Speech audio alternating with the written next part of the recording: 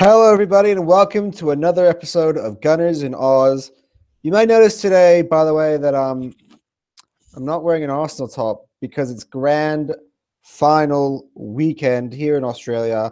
My team, the Adelaide Crows, are in it, so I'm very excited about that. So I was at work today, and we were all repping our favorite AFL footy teams. My team happens to be playing in the big dance, so I might as well share that with you, my viewers. Uh, my excitement, of course, if some of you might be supporting Richmond, I wish you guys the best of luck, but obviously I hope the result doesn't go your way. Anyway, we're here actually to talk about Europa League. So tomorrow early morning, actually, 3 a.m., we play BATE Borisov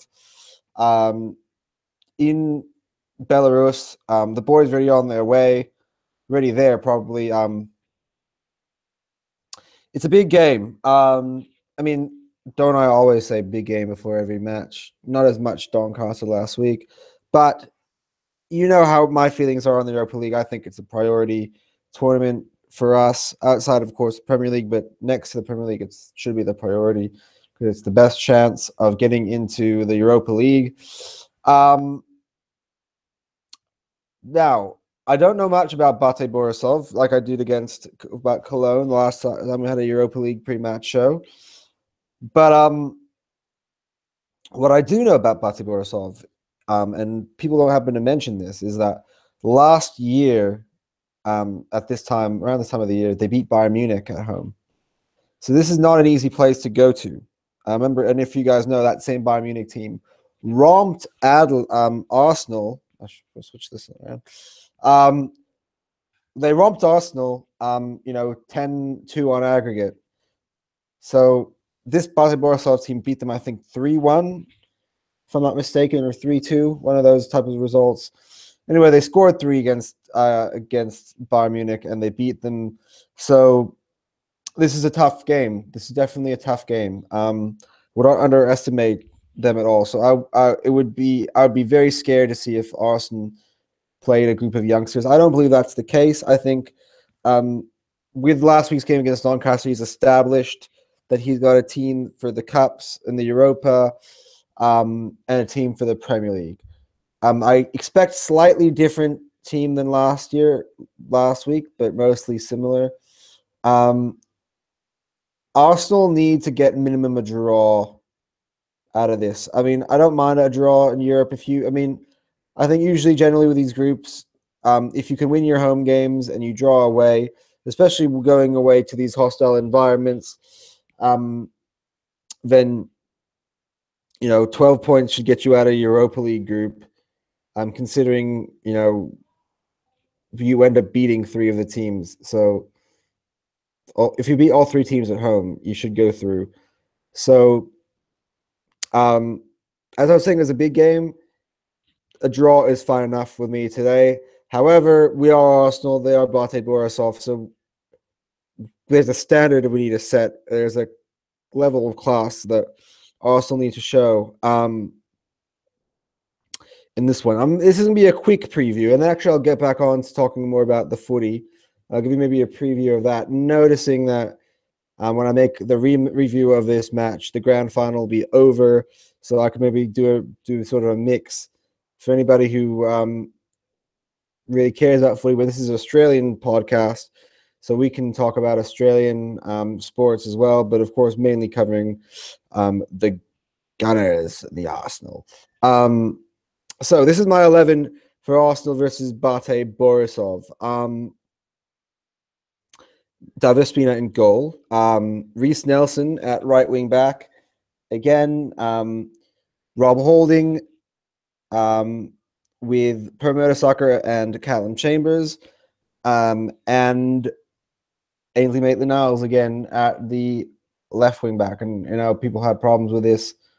I maintained all along that it's what Arsenal's going to do, is what I expect. Midfield, again, El Neni did actually have a good game against West Brom in the Premier League. So interesting to see if begins with Elneny. I assume he will. The only reason Elneny started the other one was because Ramsey was playing in a more advanced position, and of course Coquelin was not available. So I expect Elneny to go again in this one, alongside, of course, Jack Wilshere, who I hope to see go strength to strength. He's played the last 2 midweek games. Of course, this is the third one. This would be a good test to take a road trip out to Europe for him to perform on an away match. So I think it could be another test that Jack Wilshere needs to pass. So looking forward to his performance in midfield. Here's the slight difference that I'm going to go with the lineup from last week to this week is that Alexis Sanchez played 90 minutes in the Premier League, and now a different superstar with 1 year left to go in his contract. Yes, you know who I'm talking about. That's my boy Mesut Ozil. Is going to have a chance to take up that role. I think the two of them might switch off this role. I think Arsene may believe that he needs to have one of those two in the European group stage games at all times. So if not one and the other, this time I think Mesut Ozil needs to gain some fitness, get some match time under his legs, and I think he'll do it here, and he'll play alongside Theo Walcott, who did score, of course, last outing for him. He had a shocker against Cologne the week before, but I think maybe that goal does a lot for Theo, and he starts alongside Mesut Ozil for me. And up front, Olivier Giroud. And that's my starting 11 for Arsenal.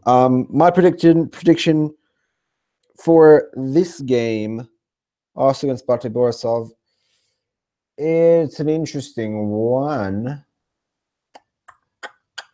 I'm going to go Arsenal 2, BATE Borisov 1. It's hard for me to make a draw. Maybe it might be 2-2 or 1-1. And I don't even really know BATE Borisov's players. I'm just going to be really arrogant about this because we're the Gunners, and we expect to get 3 points. However, as I said before, if we get a draw, it's not a big deal. Anyway, moving on. I'll just quickly talk about the AFL Grand Final again before moving on. So any footy fans who are also Gunners, if you're a Richmond fan, I'm sorry this is going to be slightly biased, but I'm going to try to be as least biased as I possibly can. The Adelaide Crows come into this game off the back of a remarkable victory against Geelong. They literally slammed them. Game was over in 1 quarter, basically. And similar story when they play the GWS Giants a fortnight earlier. Richmond have played the exact same opponents in a separate order. They looked very strong at the MCG, and 95,000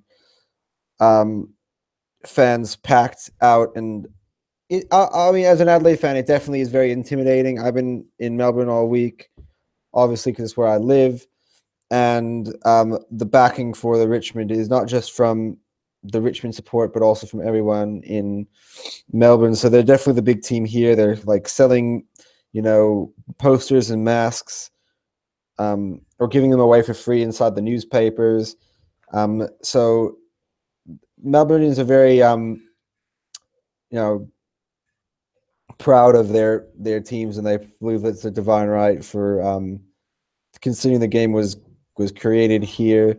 It's a Victorian sport. The Victorian teams should win. That's the belief amongst people who live in this state. However, down in South Australia, the party is pumping, and I know that because I'm a Crow supporter myself.